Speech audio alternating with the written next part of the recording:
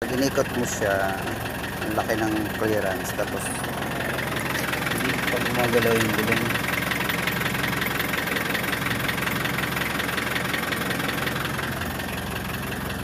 Ginawa ko na to dati, tingnan ko ulit kung anong naging problema sa ilalim.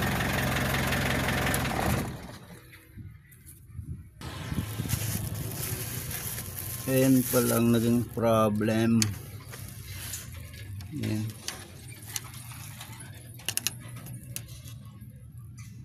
Yung bushing niya na kinabit ko nakalas,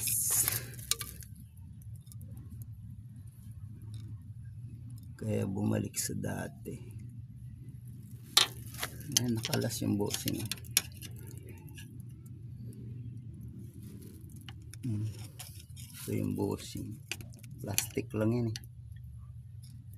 Tapos yung oil seal niya ay yung seal